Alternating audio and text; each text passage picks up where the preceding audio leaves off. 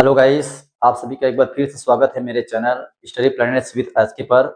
अभी हम चैप्टर 2 के एक्सरसाइज 2.2 एक्सपेरिमेंट वाला जो पार्ट 2 है उस पर डिस्कस करेंगे। पार्ट 1 मैंने प्रीवियस वीडियो में डाल दिया था। अभी हम क्वेश्चन नंबर 3 से, जो कि इस एक्सरसाइज का पार्ट 2 होने वाला है, उसके बारे में डिस्कस करेंगे। तो टाइम न लेते हुए हम चलते हैं अपने सॉल्यूशन की ओर।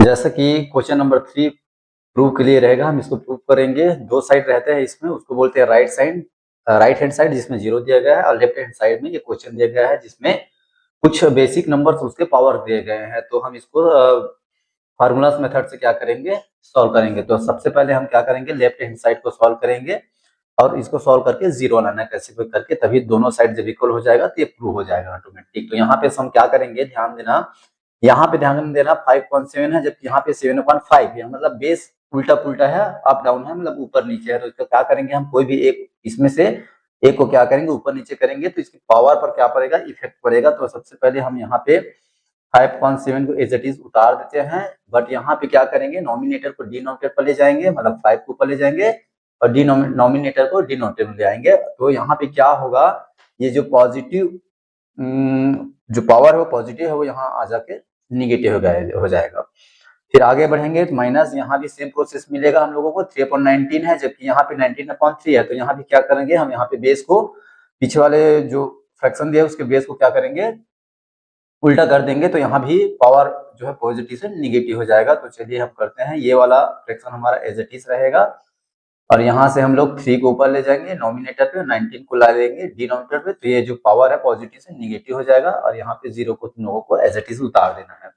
आगे क्या करेंगे, जब बेस इक्वल होता है तो मल्टीप्लाई में पावर को हम प्लस कर देते हैं। तो और बेस को एक बार लिखा जाता है, तो बेस को क्या करेंगे, हम लोग पहले 1 टाइम लिखेंगे और यहाँ से पावर को क्या कर देंगे, प्लस कर देंगे। तो पावर को प्लस कर रहे हैं, ध्यान दें यहाँ पे -7 है, इस वजह से हम यहाँ पे ब्रैकेट पुट करेंगे। देखो यहाँ पे दोनों पावर का हमने क्या किया, प्लस किया। यहाँ निगेटिव था, इस वजह से हमने -7 रखा इसको। अब आगे बढ़ेंगे तो सेम प्रोसेस यहाँ भी करेंगे, बेस को 1 टाइम लिखेंगे और यहाँ भी पावर को क्या करेंगे, प्लस कर देंगे। पावर को मैंने लिखा और इसको प्लस कर दिया, तो ये माइनस हमारा यहाँ से लिया गया, इक्वल टू 0 कर देना। अब यहाँ से केस क्या बनेगा, 5/7 में बेस तो इज इट इज उतार देंगे, यहाँ पे प्लस माइनस माइनस हो जाएगा, मतलब 7 को तो लिखना ही वाला और प्लस माइनस से हो जाएगा माइनस, और ये वाला 7 का 7 हो जाएगा माइनस। यहाँ भी सेम प्रोसेस होगा, बेस को सेम लिख देना है। अब यहाँ से 2 को प्लस करना है, प्लस माइनस यहाँ पे माइनस हो जाएगा सिंप्लीफाई की मेथड में, तो यहाँ पे इक्वल करके 0 लिख देना। अब यहाँ से निगेटिव पॉजिटिव सेम केस में कर जाता है, यहाँ भी क्या होता है, निगेटिव पॉजिटिव सेम केस में कर जाता है। दैट मीन्स यहाँ पे क्या बचा, 5/7 टू दी पावर, कुछ नहीं बचा क्योंकि यहाँ पे वैल्यूज का 0 हो जाएगा, कुछ नहीं बचा, मतलब पावर 0 हो जाता है। यहाँ भी क्योंकि पावर्स कट गया है तो यहाँ भी क्या हो जाएगा, जो पावर है वो 0 हो जाएगा और इक्वल करके इस 0 को एज इट इज उतार देना है। इसके बाद हम लोग यहाँ पे चलते हैं, थोड़ा सा ध्यान देना, यहाँ पे एक फार्मूला लगता है, जब बेस इक्वल होता है, जब बेस के ऊपर में पावर 0 होता है तो उसकी वैल्यू क्या हो जाता है, 1 के इक्वल हो जाता है। ये एक फार्मूला होता है जो मैंने प्रीवियस वीडियो में बता रखा है। तो यहाँ भी क्या हो जाएगा, यदि किसी भी बेस के ऊपर पावर 0 हो तो उसकी वैल्यू 1 हो जाएगा, तो मैंने 1 कर दिया, इसका माइनस करेंगे। और यहाँ भी किसी भी बेस के ऊपर पावर 0 हो तो उसकी वैल्यू क्या हो जाएगा, 1 हो जाएगा। और यहाँ पे इक्वल करके 0 को लिखना, ये वाला जो क्वेश्चन में दे रखा है राइट हैंड साइड में। अब यहाँ से 1 में 1 गए तो ये 0 हो जाएगा और इधर भी क्या हो जाएगा, 0 हो जाएगा। तो हम इस प्रकार से कर सकते हैं कि ये इट्स वेरीफाइड, दोनों साइड जब इक्वल हो जाता है हम इसको लिख सकते हैं ये वेरीफाइड हो गया, इट्स वेरीफाइड करके यहाँ से एक छोटा सा स्टेटमेंट लिख लेना। अब यहाँ पास क्या किए थे हम लोग, जब बेस इक्वल हो गया था तो पावर को प्लस किए थे, तो यहाँ भी एक फार्मूला पुट करना होता है, साइड में लिख लेना, जगह नहीं इस वजह से यहीं पे मैं लिख रहा हूँ। तो ये वाला कौन सा वाला है, यदि a to the power m into a to the power n हो तो इसकी वैल्यू जो है a to the power m plus n हो जाता है। मतलब यहाँ पे हम क्या करते हैं, पावर को प्लस कर देते हैं। हमने यहाँ भी पावर को प्लस के बेस को ऊपर लिखा है और पावर को प्लस कर दिया, यहाँ भी बेस को ऊपर लिखा है और पावर को प्लस कर दिया है। तो उम्मीद है कि ये वीडियो आप लोगों को समझ में आया होगा। यदि वीडियो अच्छा लग रहा होगा, इंफॉर्मेटिव लग रहा होगा, तो आप मेरे वीडियो को लाइक शेयर और सब्सक्राइब कर देना, ताकि इसी प्रकार से वीडियो हम बनाते रहें और आपको और खुद को मोटिवेट करते रहें। तो चलिए चलते हैं हम लोग क्वेश्चन नंबर बी की तरफ। क्वेश्चन नंबर बी रहेगा P/Q to the power m हो जाएगा into P upon Q to the power m हो जाएगा, इंटू यहाँ पास Q अपॉन P हो जाएगा to the power m equal to यहाँ पास हो जाएगा P अपॉन नहीं Q अपॉन P हो जाएगा, यहाँ पे Q upon P to the power minus m हो जाएगा। यहाँ से यही ध्यान रखना है ना, ये राइट हैंड साइड में जो पावर हो निगेटिव है, जबकि इधर के केस में पूरा का पावर क्या है पॉजिटिव हो जाएगा। अब यहाँ से क्या करेंगे हम लोग, कोई भी ध्यान देना, यहाँ पास जो बेस इक्वल है उसके पावर को क्या कर देंगे हम लोग माइनस कर देंगे। पहले हम क्या करेंगे, वो राइट हैंड साइड है लेफ्ट हैंड साइड है, लेफ्ट हैंड साइड को हम सॉल्व करते हुए चलेंगे। अब ध्यान देना आगे केस में हम क्या कर सकते हैं, दो तरीके से बना सकते हैं, सिंप्लीफाई मेथड से, एक फार्मूलास मेथड। तो ज्यादा बेटर है कि हम लोग फार्मूलास मेथड से बनाए इसको। तो क्या करेंगे हम लोग, जैसे इसका बेस इक्वल है तो ये जुड़ जाएगा, तो हम पहले क्या कर सकते हैं, इसको प्लस कर देते हैं, क्योंकि यहाँ ध्यान देना जब बेस इक्वल होता है उसको वन टाइम लिखते हैं, वन टाइम हमने लिख दिया। तो बेस क्या होता है, जब बेस इक्वल हो तो मल्टीप्लाई में पावर को हम लोग जोड़ देते हैं, तो m प्लस m हो जाएगा, पावर जुड़ गया। अब इंटू ये वाला जो फ्रैक्शन उसको एज इट इज उतार देना सेम टू सेम, और ये वाला भी उतार देना, क्योंकि इसको कुछ नहीं करना अभी, ये लास्ट में होगा। अब यहाँ से क्या हो जाएगा, P upon Q to the power m जुड़कर 2m हो जाएगा, इंटू यहाँ पे Q upon P to the power क्या हो जाएगा m हो जाएगा, इक्वल टू ये हो जाएगा Q अपॉन P, इसको एज इट इज उतारना है, माइनस m हो जाएगा। अब यहाँ से ध्यान देना ये P अपॉन Q है जबकि ये Q अपॉन P है, तो क्या करना पड़ेगा, बेस को इक्वल करने के लिए हम फिर क्या करेंगे, इसको उल्टा पुल्टा करेंगे, मतलब नॉमिनेटर को डिनोमिनेटर, डिनोमिनेटर को नॉमिनेटर करना पड़ता है। तो यहाँ से क्या हो जाएगा, ये पावर जो है निगेटिव हो जाएगा। जब भी हम कोई फ्रैक्शंस के वैल्यूज को चेंज करते ऊपर नीचे करते हैं तो जो पावर पर इफेक्ट पड़ता है, पावर निगेटिव से पॉजिटिव, पॉजिटिव से निगेटिव हो जाता है। तो ये वाला पोर्शन को कुछ नहीं करना है, ये P अपॉन Q ये इधर का सोल्यूशन हो चुका है, इसको कुछ नहीं करना है। अब यहाँ से क्या करेंगे, हम P को ऊपर ले जाएंगे और Q को नीचे ले जाएंगे, तो यहाँ से क्या होगा, पावर जो है पॉजिटिव से निगेटिव हो जाएगा, इक्वल टू यहाँ पे इसको एज इट इज फिर उतार देना है, इसका काम लास्ट में होता है।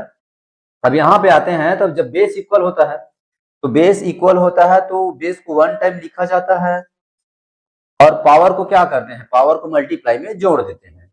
तो जोड़ेंगे मतलब प्लस करेंगे तो 2m प्लस और यहाँ से माइनस m हो जाएगा। यहाँ से हमने देखो सिंप्लीफिकेशन मेथड के अकॉर्डिंग हमने इसको प्लस कर दिया है, बट ये माइनस कहाँ से आया, हमारे ऊपर वाली स्टेप से आया है। तो ये इसको हम एज इट इज उतार देंगे, वाला साइड को माइनस m ही रहेगा। अब यहाँ से हम लोग आगे चलते हैं, आगे चलेंगे तो ये 2 प्लस माइनस माइनस हो जाएगा, तो यहां से जब माइनस हो जाएगा तो 2m में 1m को हम माइनस करेंगे, क्योंकि प्लस माइनस माइनस होता है, इस वजह से 2m minus m equal to m हो जाएगा, मतलब 2m में 1m गया तो m हो जाएगा, मतलब यहाँ पास P upon Q to the power क्या हो जाएगा m बस बचेगा, और इधर Q अपॉन P है, राइट हैंड साइड में Q upon P to the power minus m है। तो यहां से क्या होगा, कोई भी एक चीज को हम लोग चेंज कर देते हैं, जैसे हम लोग इसी साइड को चेंज करते हैं, यहाँ Q अपॉन P है, यहाँ P अपॉन Q है। इक्वल कब होगा, जब हम इसको फ्रैक्शन को चेंज करेंगे, ऊपर नीचे करेंगे, Q को हम ऊपर ले जाएंगे और P को हम लोग नीचे ले आएंगे, तो ये पॉजिटिव से निगेटिव हो जाएगा पावर, और इसको सेम टू सेम लिख देना, तब जाकर के ये दोनों साइड क्या होगा, इक्वल होगा। इस प्रकार कर सकते हैं कि इट्स वेरीफाइड करके।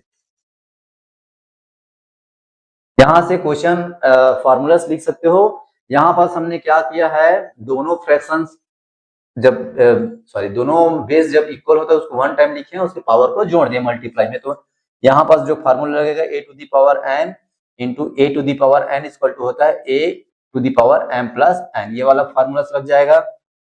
उसके बाद यहाँ पास निगेटिव पॉजिटिव करने वाला है, यहाँ एक ही फार्मूले से काम चल जाएगा, कोई दिक्कत नहीं है, एक ही फार्मूला लगा दो, पूरा ये आसान हो जाएगा। तो हम लोग नेक्स्ट क्वेश्चन की ओर चलते हैं। यदि यहाँ कोई भी स्टेप समझ नहीं आया है तो पूछ सकते हो कमेंट बॉक्स में, ठीक है। फिर आगे चलते हैं next question, question number C की तरफ, जो कि इस क्वेश्चन नंबर 3 का लास्ट क्वेश्चन है, क्वेश्चन नंबर सी। इसमें दिया गया है 25 upon 16 to the power minus 4 equal to 16 upon 25 to the power plus 4। ठीक है, ये तो बहुत ही आसान है, देख रहे हैं। यदि हम यहाँ पे 25/16 दे दिया है, बेस को उल्टा पुल्टा लग रहा है, ऊपर नीचे लग रहा है, मतलब यहाँ पे हम क्या करेंगे, 16 को ऊपर ले जाएंगे वाले में और 25 को नीचे लिख देंगे नॉमिनेटर पे, डिनोमिनेटर नॉमिनेटर में। फिर क्या होगा, पावर पर इफेक्ट पड़ेगा, ये निगेटिव से क्या हो जाएगा, पॉजिटिव हो जाएगा।